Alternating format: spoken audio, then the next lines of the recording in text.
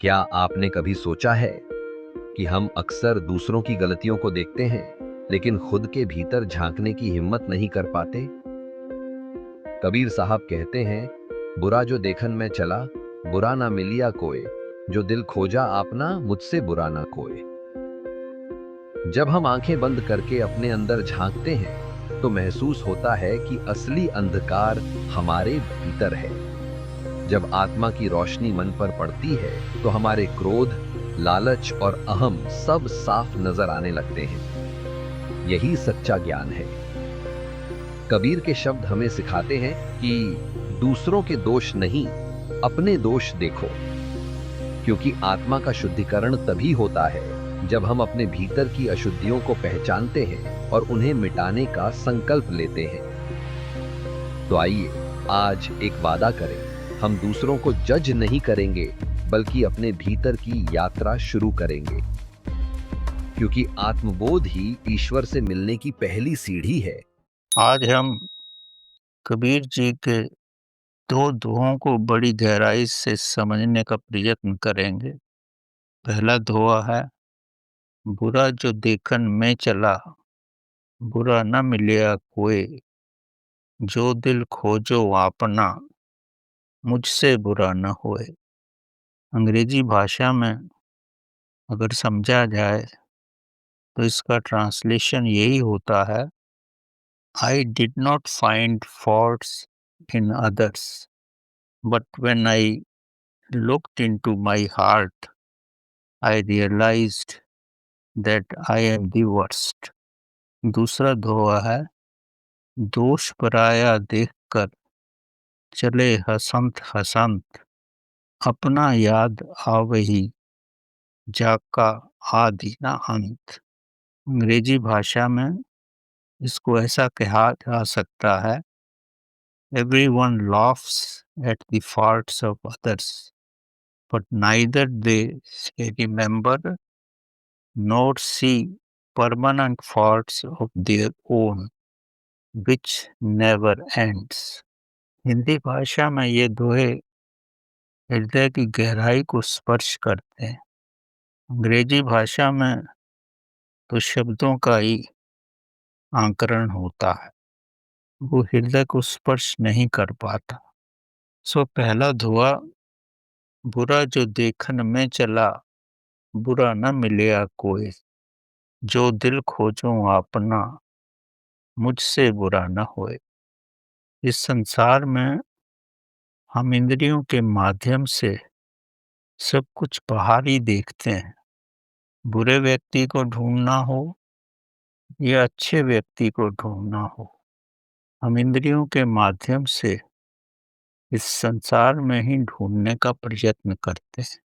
तभी कबीरदास जी ने कहा है, बुरा जो देखन में चला। मैं अपने बाहर अगर किसी बुरे व्यक्ति को देखूं तो बुरा ना मिलिया कोई, तो मेरे को बुरा कोई नहीं दिखता। उसका कारण ये है कि हमारी जो इंद्रियां हैं, हमारा मन, हमारी आँख, हमारे कान, हमारे जीवा, त्वचा, हमारे विचार हर पल बदलते ही रहते हैं। वो एक जगह स्थिर नहीं रह सकते। अगर हम कुछ भी देखने या समझने का प्रयत्न करते हैं, तो दूसरों को गहराई से नहीं देख सकते। ऊपर-ऊपर से ही देखते हैं, तो ना हमें कोई अच्छा दिखता है, ना ही कोई खराब दिखता है। इस संसार में हर तरह के प्राणी हैं, जो बहुत अच्छे हैं, सद्गुरु भी इसी संसार में हैं और चोर डाकू भी इसी संसार में हैं। लेकिन हम किसी को भी परख नहीं सकते। इसलिए अगर हम कुछ भी बाहर ढूँढने का प्रयत्न करते हैं, तो बाहर हम कुछ ढूँढ ही नहीं सकते। पर कबीरदास जी ने तो ये बताने की कोशिश की है कि मैं संसार में बुरे व्यक्ति को ही देखना चाहता था, तो मेरे को कोई भी बुरा नहीं दिखाई पड़ा। इसके साथ आप ये भी संबंधित कर सकते हैं, अब अच्छा व्यक्ति भी देखना चाहो तो वो भी आपको नहीं दिखेगा। जैसा बुरा नहीं दिखता, वैसे अच्छा भी नहीं दिखेगा। कबीरदास जी ने बड़ी सूक्ष्म भाषा में ये कहा है, मैं इसको विस्तार रूप में आपको समझाने का प्रयत्न कर रहा हूँ।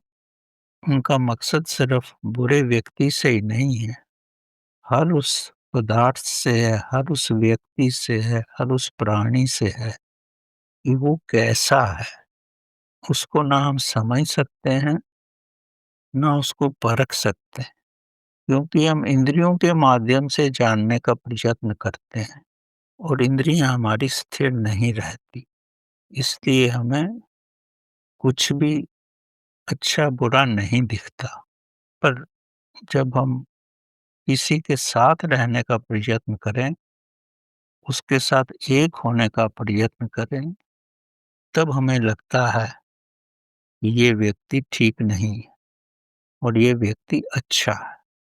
तभी संसार में आप अपना निर्णय तभी लेते हैं जब किसी के साथ कुछ समय गुजार देते हैं। चाहे अपने मित्र के साथ गुजारें, चाहे अपनी पत्नी के साथ गुजारें या अपने सहयोगी के साथ गुजारें, तभी आपको आभास होता है, अन्यथा आपको कोई भी आभास नहीं। इसीलिए कबीरदास जी ने कहा है, बुरा जो देखन में चला, बुरा न मिलया कोई, बाहर कुछ भी बुरा भला मिलता ही नहीं। जो दिल खोजो अपना, मुझसे बुरा न होए। अब उनका दूसरा वाक्य है, अगर मैं अपने दिल के अंदर खोजूं, तो मुझे पूर्ण रूप से मालूम हो जाएगा कि मैं स्वयं ही कितना बुरा हूँ या मेरी आत्मा कितनी पवित्र है।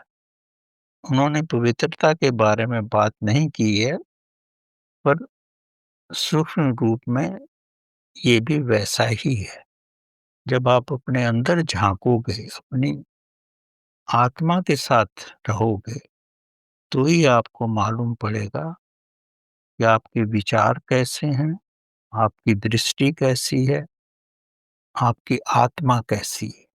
अगर आत्मा में प्रकाश है, आपकी आत्मा विकसित हो चुकी है, उसमें प्रकाश बढ़ गया है और आत्मा तब आपके मन को इतना प्रकाशित कर देगी कि मन की आप हर अवस्था को समझ जाओगे, अपने गुणों को भी समझ जाओगे, क्योंकि आत्मा का प्रकाश पड़ रहा है।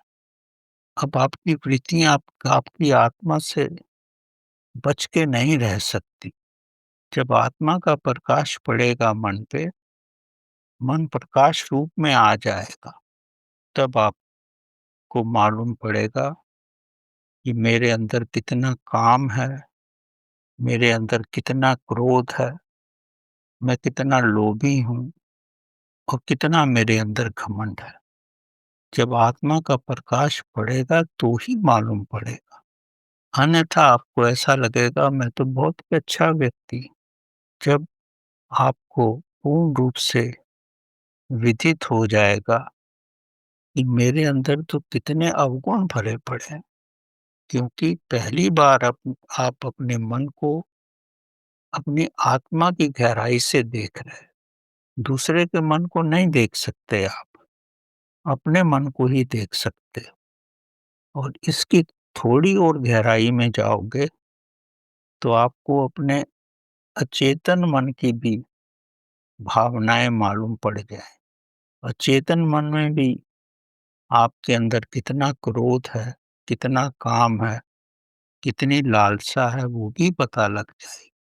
जब आपको ये सब पता लग जाएगा तो आप घबरा जाओगे और आपको ऐसा लगेगा कि संसार का सबसे गंदा व्यक्ति मैं ही हूँ, मेरे से और कोई खराब हो ही नहीं सकता।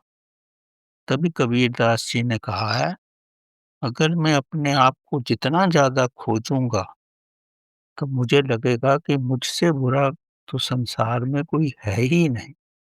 पहले आप अपनी चेतना से आपने मन को देखा, फिर अपने अचेतन मन को देखा और उसके बाद गहरे अवचेतन मन को देखेंगे तो आपको लगेगा कि मैं भीतर से तो पूर्ण अंधकार में हूँ। जब मैं पूर्ण अंधकार में हूँ, तो कैसे मुझे परमात्मा मिल सकता है? मुझसे अक्सर प्रश्न किया जाता है कि हमें परमात्मा नहीं मिलता। अपने अंदर झाँक के तो देखो, कितनी दुर्गंध भरी पड़ी है हमारे अंदर। परमात्मा कहाँ से मिलेगा? लेकिन धीरे-धीरे जब आप साधना करोगे, अपने ज्ञान का विकास करोगे, प्रेम और भक्ति में डूबोगे और जब समाधि की अवस्था में आ जाओगे, तो आपके मन के सब चेतन, अवचेतन मन की जितने भी अवगुण हैं, सब ऐसे नष्ट हो जाएँगे, ऐसे जल के राख हो जाएँगे कि आपको उस समय तो उसका आभास नहीं होगा, लेकिन धीरे-धीरे आपको अपनी वृत्तियों का मालूम पड़ जाएगा। पहले मैं क्या सोचता था और अब क्या सोचता हूँ। आपकी आत्मा में पवित्रता आने लगे।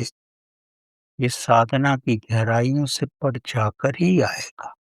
इससे पहले आप स्वयं के बारे में भी कुछ नहीं जान पाओ। आप भीष्म पितामह के बारे में तो जानते ही हैं।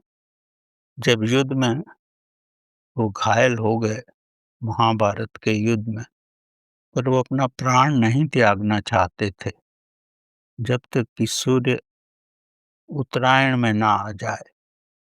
महान ज्ञानी थे, अपने समय के महातपस्वी थे, ब्रह्मांड का ज्ञान रखते थे, तो वो अपने अंतिम समय को टाल सकने का भी उनमें सामर्थ्य था। तो अर्जुन की सहायता से उनको पृथ्वी के ऊपर रखा गया। अर्जुन ने तीरों की शैया बना कर के उस पे लिटा दिया। जब किसी को भी तीरों की शैया पे लिटाया जाएगा, तो शरीर को तो कष्ट होगा ही ना। और उनको कई महीने रहना था जब तक कि सूर्य उत्तरायण में ना आ जाए। वो इतने महाप्रक्रमी और इतने महाज्ञानी थे कि वो तीरों को ऐसे अपने पीठ पे लगा सके जहाँ पर संवेदना नहीं होती।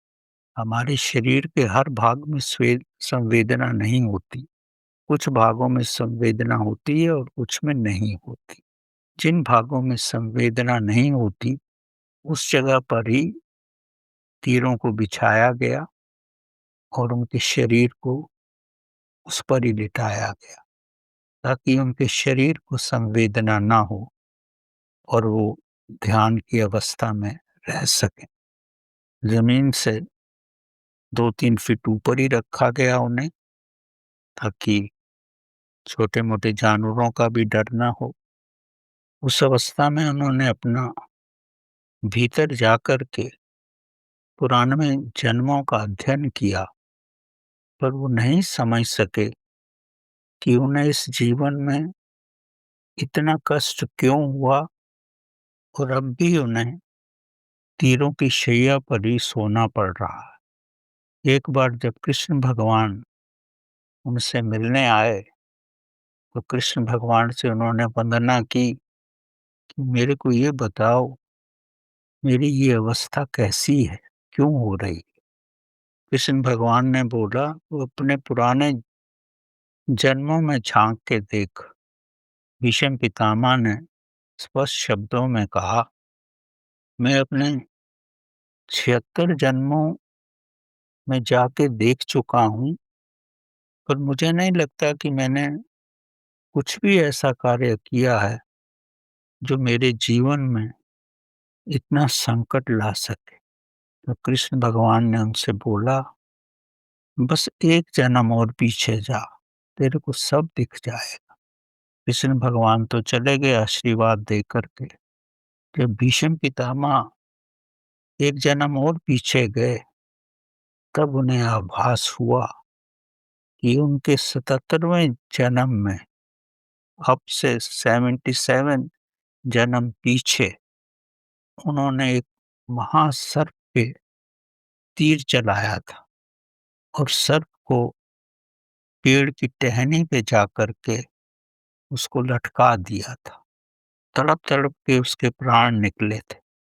तब उनको आभास हुआ कि मैंने जो किया था उस प्राणी के साथ, अब मुझे उन्हीं कर्मों का मेरे को इस जन्म में प्रायश्चित करना पड़ रहा है।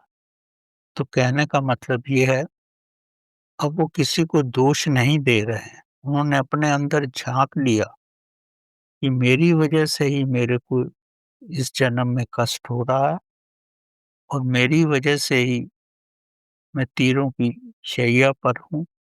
इसमें ना दुर्योधन का दोष है, ना महाभारत का दोष है। मेरे अपने ही कर्म हैं जो मेरे को इस अवस्था में लेके आए। तो कबीर जी का जो श्लोक है, जो दिल खोजूँ अपना तो मुझसे बुरा ना होए। मैंने खुद ही अपना बुरा किया है, इसीलिए मेरे को फल मिल रहा। जब तक मैं बाहर देखता रहा दुर्योधन को, अर्जुन को, तो मैं इस चीज़ को नहीं समझ सका, जब तक कि मैं अपने पुराने 77वें जन्म में नहीं गया। एक मंदिर में एक सेवक कार्य करता था, मंदिर की रसोई में कार्य करता था। मंदिर के जो प्रधान थे, वो सतगुरु थे। सतगुरु इसके बारे में सब जानते थे और ये बड़ी मेहनत से कार्य करता था। सतगुरु को उसके प्रति कुछ भी कंप्लेन नहीं था, पर इस सेवक को दूध की मलाई खाने का बड़ा शौक था। मंदिर में जो भी 10-15 किलो दूध आता, उसकी जितनी मलाई निकलती ये सभी खा जाता था और कार्य तो बड़ा दिल लगा के करता था और किसी तरह का भी कोई भी चोरी नहीं करता था, कुछ भी गड़बड़ नहीं करता था। दिन-रात कार्य करता ही रहता था। तो सद्गुरु तो ये देख रहे थे, लेकिन मंदिर में रहने वाले जो वो कार्यकर्ता थे, उनको ये अच्छा नहीं लगता था कि दूध की मलाई तो यही खा जाता है और हमें तो बिना मलाई वाला दूध मिलता है। तो सतगुरु के पास जाकर के अपनी नाराज़गी शो करते थे। जब कई वर्षों तक उन्होंने देखा और इस सेवक को बोला भी, पर ये स्वयं को नहीं बदल सका और दूसरे सेवकों का भी निराशा बढ़ती जा रही थी। तो 20-25 साल के बाद जब सब कुछ असहनीय ही हो गया, तो उन्होंने इस सेवक को अपने मंदिर से निकाल दिया। ये दूसरे मंदिर में कार्य ढूँढने गया, दूसरे महंत के पास गया, तो महंत ने पूछा कि पहले का आप कहाँ कार्य करते थे? इसने सब बता दिया, मैं वहाँ कार्य करता था। तब इन महंत जी ने, वो तो महासद्गुरु थे जो पुराने वाले थे, इनके पास ये कार्य करता था, उनसे पूछा कि आपने इसको क्यों निकाला? वो बोले बहुत अच्छा व्यक्ति है ये, बहुत ज़्यादा कार्य करता है और आपको इससे कोई भी कष्ट नहीं होगा। बस उसमें एक ही कमी है, वो दूध की मलाई पे ही जीता और मेरे दूसरे सेवक इसको बर्दाश्त नहीं कर सके, तो इसलिए मेरे को निकालना पड़ा। जब इस महंत को ये मालूम पड़ा, तो उसकी आँखों में आँसू आ गए। बोले, सद्गुरु उसके अंदर एक ही कमी देख सके कि सिर्फ़ मलाई खाता है, मलाई चोर है और उसमें कोई कमी नहीं दिखी। तो महंत इस सेवक के चरणों में गिर पड़े। उसको तो नहीं बताया, पर स्वयं को बोले कि इसके पास तो एक ही कमी है, मैं तो महाचोर हूँ। मैं तो मंदिर का सामान भी अपने घर ले जाता हूँ, अनाज भी चोरी करके ले जाता हूँ, धन भी चोरी कर लेता हूँ और मेरे को तो कोई देखने वाला नहीं है और इसमें एक ही कमी थी, वो सद्गुरु ने निकाल दिया। मेरे पास कोई महासद्गुरु होता, तो मेरे को नरक में ही डाल देता। मैं कितना महाचोर हूँ। मैं स्त्रियों पे भी गलत निगाह रखता हूँ। उसने अपने अंदर झाँका, अपनी आत्मा को जागृत किया और उससे इसने प्रेरणा ली और ऐसी प्रेरणा ली कि उसने मंदिर से जब चोरियाँ करना बंद कर दिया और प्रभु के साथ प्रभु की सेवा में रहने लगा। सिर्फ़ इस सेवक को देख कर के और सद्गुरु जिसके पास जो सेवक कार्य करता था, वो इसमें कोई भी कमी नहीं देख सके और वो महासद्गुरु थे। दिव्य दृष्टि थी उनकी। उसने सोचा अगर मैं उनके पास होता तो मेरे को 2 दिन में ही भगा देते थे। कहने का मतलब उसको देख कर के इसने अपना जीवन बदला। जब आदमी अपने दिल को खोजता है, तो यही पाता है कि मुझसे बुरा कोई नहीं। मैं बाहर जितनी भी बुराई देखता रहूँ, बुराई मेरे को नहीं दिख सकती जब तक कि मैं अपने भीतर ना जाऊँ।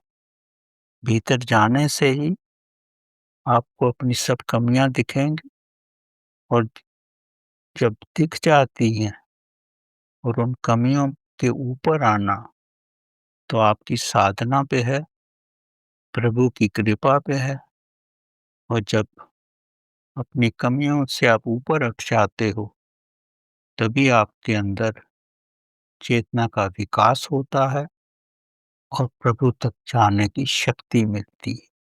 जीसस क्राइस्ट की बड़ी हृदय स्पर्शनीय गाथा है। एक वेश्या उनके पास आई और बोली कि ये सब लोग मुझे मारने आ रहे हैं, मैं क्या करूं? जीसस ने उसकी आंखों में देखा, आंखों में बड़ी निर्मलता थी। अब उसका व्यवसाय ऐसा था, जब भीड़ पत्थर लेके आई इसको मारने के लिए, जीसस उसके सामने खड़े हो गए और बोलने लगे, आपको ये औरत पसंद नहीं है, इसका व्यवसाय आपको पसंद नहीं है, आपको पूरा अधिकार है इसको पत्थर मारने का। पर मैं आप सबसे एक ही बात कहना चाहता हूँ, वही व्यक्ति इसको पत्थर मारे जिसने स्वयं कभी कोई गलती ना की। अपने मन के अंदर झाँक के देखो, अगर आपने जीवन में कभी कोई गलती नहीं की है, तो आपको अधिकार है इसको पत्थर मारने का। सब लोग शांत हो गए और जब अपने अंदर झाँक के देखने लगे, तो उनके हाथों से पत्थर खुद ही नीचे छूट गए। सबको मालूम पड़ गया, ये तो व्यवसाय करती है।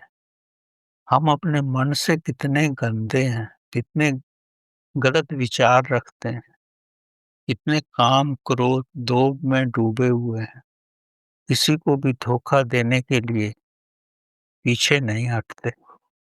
हमें कोई अधिकार नहीं है किस औरत पे पत्थर मारने, जब तक हम खुद ही पवित्र न हो जाएँ। जब आप पवित्र हो जाते हो, तो ही आपको अधिकार है किसी को मारने का। तो अपने दिल के अंदर झाँक के देखो, आप कैसे हो? तब आपको यही लगेगा, बुरा जो देखन में चला, बुरा न मिलया कोई। उन्होंने अपने अंदर झाँका कि हमसे बुरा कोई नहीं है। ये वेश्या तो फिर भी कई गुना अच्छी, तो वो उसको पत्थर नहीं मार सके। एक बड़े अच्छे डॉक्टर थे, उनकी वृत्तियाँ काम भावना में ही लगी रहती थी। हमेशा ही कामुकता में ही अग्रसर रहते थे।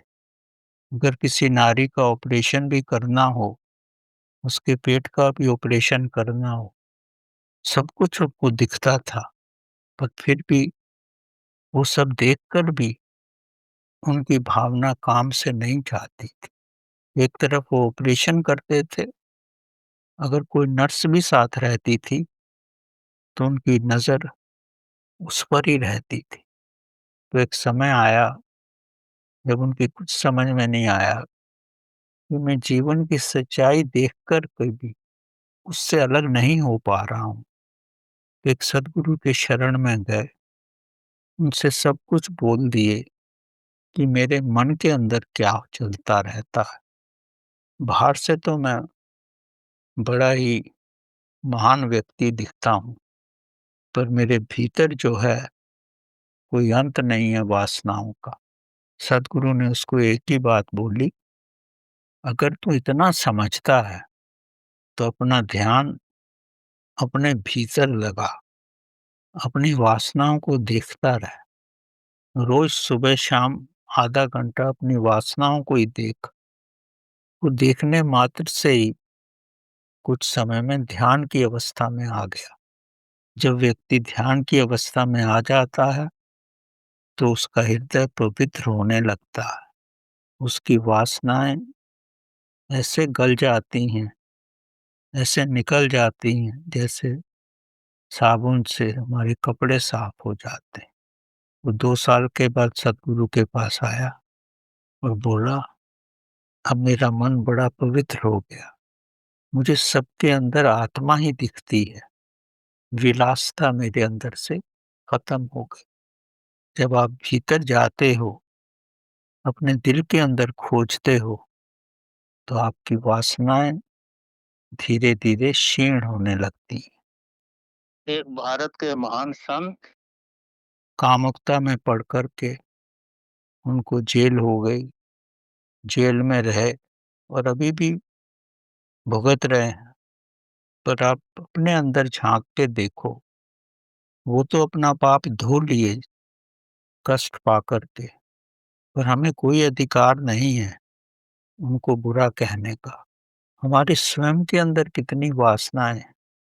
हम सबके घर काँच के घर हैं।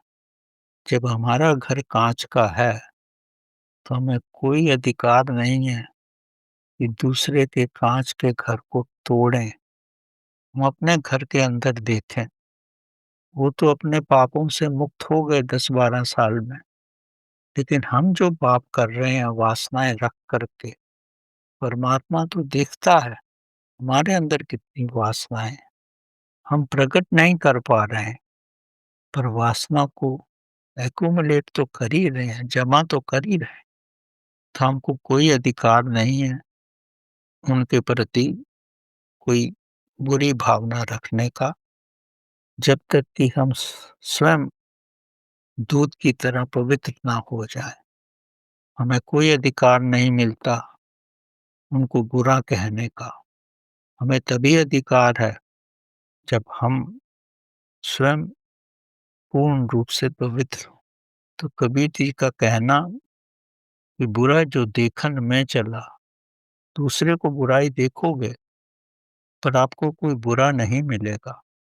जब तक अपने अंदर झाँकोगे, जब अपने दिल में खोजोगे, तो ही आपको मालूम होगा कि मुझसे बुरा इस संसार में कोई नहीं।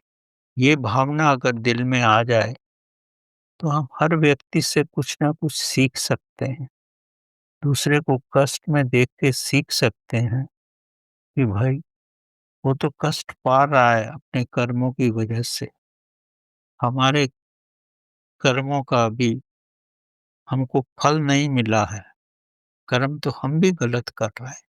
देखने मात्र से भी अगर हम स्वयं को सुधार लें, तो ये भी हमारे जीवन की बहुत बड़ी प्रगति है।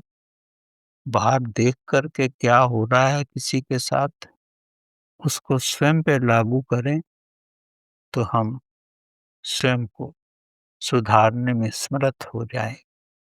दूसरा श्लोक है, दोष पराया देखकर चले हँसंत हँसंत, अपना याद आवही जाका आदिनान्त।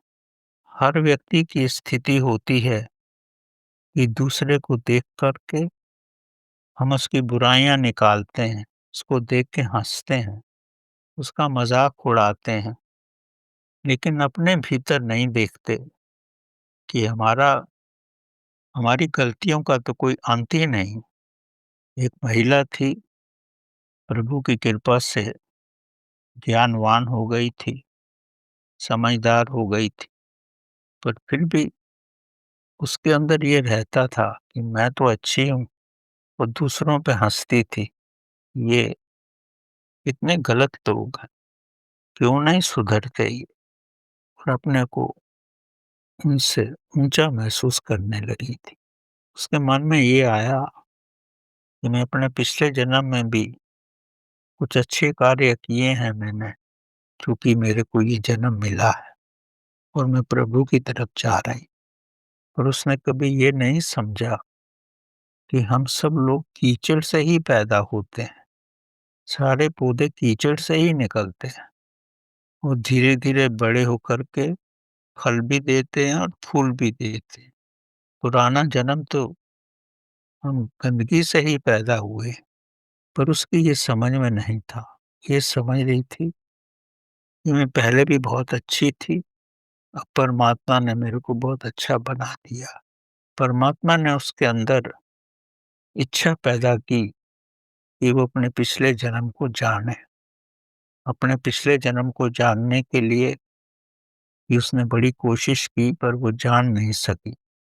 पर बाद में उसको आभास हो गया कि पिछला जन्म जाना जा सकता है, अगर कोई उसको उसको अवचेतन अवस्था में ले जाए और वो स्वयं ही अपने मुख से बोलेगी कि वो क्या थी। लोगों ने उसको बोला कि तू अपना पिछला जन्म ना जान तो अच्छा है, पर वो नहीं मानी। उसको ये आभास था कि ये पिछले जन्म में भी बड़ी अच्छी अवस्था में थी। पर अंत में ऐसे व्यक्तियों के कॉन्टैक्ट में आई जो उसको पिछले जन्म में ले गए, उसको ट्रांस में ले गए, और वहाँ जाने के बाद उसने जो कुछ बोला अपनी अवचेतन अवस्था में, सब रिकॉर्ड किया गया और 1 घंटे की रिकॉर्डिंग की गई। जब उस रिकॉर्डिंग को सुनाया गया उसे, तो वो पगला गई। पिछले जन्म में वो वेश्या थी, देवदासी थी, और उसने बोला कि मैं किन-किन लोगों से संपर्क रखी, कैसे-कैसे धन कमाई। जब उसको ये मालूम पड़ा, जब उसको अपनी याद आई, तब उसको लगा कि हमारे कर्मों का कोई आदि नहीं है, कोई अंत नहीं।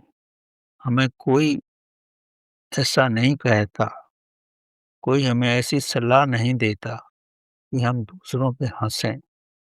ये हमारी ही अज्ञानता है। तब वो पूर्ण रूप से समझ गई कि हमारा सबका जीवन कीचड़ से ही निकला है, उस भोग से ही हम गुज़रे हैं, और परमात्मा धीरे-धीरे हमारे अंदर ज्ञान का प्रकाश डाल रहा है और हम परमात्मा की तरफ आ रहे हैं। तो हमें कोई अधिकार नहीं है कि दूसरों पे हँसें। हो सकता है उनकी अभी ये अवस्था नहीं आई है, अभी वो कीचड़ में उगते हुए बीज ही हैं। उनकी भी जब ये बड़ी अवस्था आ जाएगी, तो वो भी पौधे बन जाएँगे। हमें किसी पे हँसने का अधिकार नहीं है, और ये जीवन तो अनंत है। कब किसके जीवन में सुधार हो ये कहना नामुमकिन है, और हमें अपने ही दिल की खोज करनी चाहिए और खुद को सुधारने का पूर्ण प्रयत्न करना चाहिए, और प्रभु प्रेम और प्रभु भक्ति में ही रहना जीवन का उद्देश्य होना चाहिए, ताकि प्रभु प्रेम और भक्ति में रह करके अपने अवगुणों से ऊपर होकर अपनी आत्मा को प्रकाश दे सकें।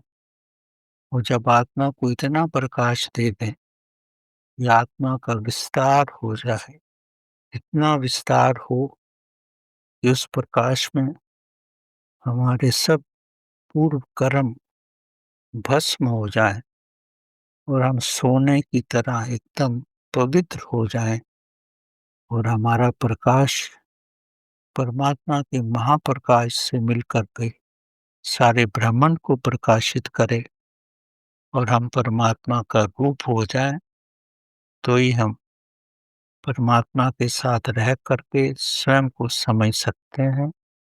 तो यहाँ कबीर जी का मतलब एक ही है कि हम दूसरों के दोष ना देख कर के अपने दोषों को देखें उनको सुधारें, दूसरों पे नहीं हँसें, क्योंकि हर एक की अवस्था अलग-अलग है। कुछ जन्म में वो भी इस अवस्था में आ जाएँगे और ये तो ब्रह्मांड इतना विस्तृत है, इसका कोई अंत ही नहीं। ये सब जानते हुए अपनी चेतना का विकास करें और जितना विकास हो जाए इस जन्म में और हम परमात्मा के साथ एक होने का प्रयत्न करें, नहीं तो इसी को अगले जन्म में भी कंटिन्यू करें धारा की तरह, ताकि इस जन्म में ना हो सके तो अगले जन्म में तो हम मुक्त होकर के परमात्मा में लीन हो जाएँ। प्रयत्न रहे इसी जन्म में हूँ, तो यही महान अवस्था है। ये सब मुमकिन हो सकता है अगर हम आज ही अपने दिल में संकल्प कर लें या हमें दूसरों के दोष नहीं देखने हैं और अपने को सुधारना है, क्योंकि हम भी उस कीचड़ से ही निकले हैं। वो कीचड़ से निकल के ही पौधा पेड़ बनता है और फिर फल देता है और फिर सुगंध देता है और परमात्मा के साथ एक हो जाता है। सारा ब्रह्मांड एक ही है। कीचड़ से निकल करके आसमान की ऊंचाइयों को पर व्यक्ति उकसाता है, तो किसी पे दोष निकालने की कोई आवश्यकता नहीं है। सबकी अवस्था अलग-अलग है और अपने को सुधारना ही जीवन का लक्ष्य होना चाहिए और परमात्मा से मिलना ही हमारे हमारा ध्येय होना चाहिए। ये होगा तभी हम जीवन में सफलता प्राप्त कर सकते हैं। धन्यवाद।